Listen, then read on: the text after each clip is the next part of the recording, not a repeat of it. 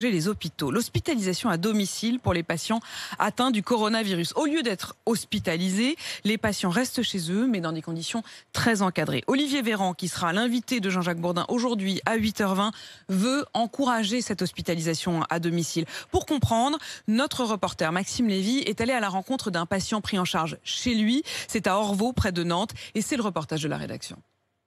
Confortablement installé sur son canapé, Bernard reçoit son traitement dans son salon. Un tuyau relie une machine bruyante à son nez. C'est un concentrateur d'oxygène qui récupère les 20 et quelques % d'oxygène qui sont dans l'air et qui vont concentrer ça pour envoyer de l'oxygène dans le tuyau. Là, je suis sous oxygène 24 heures sur 24. L'hôpital n'aura probablement pas fait un autre traitement, quoi. Ce patient Covid de 68 ans a été testé positif il y a 5 semaines. Même s'il n'est pas passé par l'hôpital, son état de santé s'améliore petit à petit. Je me sens beaucoup mieux qu'il y a un mois, mais avec toujours une fatigue qui peut arriver rapidement. Faire 5-10 pas, c'est difficile. Une alternative à l'hospitalisation qui rassure Sylvette, l'épouse de Bernard. Pour le moral, ça me fait du bien qu'il soit là aussi. Ça permet d'être ensemble déjà, ça c'est pas mal.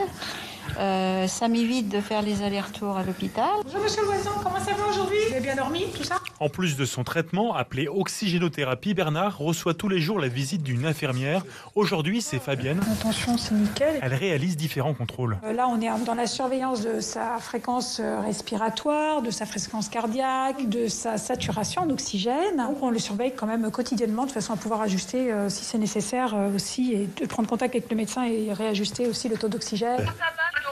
Eh bien, ça va plutôt bien. Bernard est également suivi par sa médecin généraliste en téléconsultation. De l'autre côté de l'écran, la docteure Pascale Geffroy. Même si tout est sous contrôle, elle le précise, l'oxygénothérapie à domicile comporte des risques. Les risques majeurs, c'est qu'on soit à la phase aiguë de la maladie et qu'à tout moment, le patient décompense, c'est-à-dire manquer d'oxygène, avoir une tension qui chute, être en insuffisance respiratoire et qu'on ne soit pas en mesure d'assurer ça à domicile.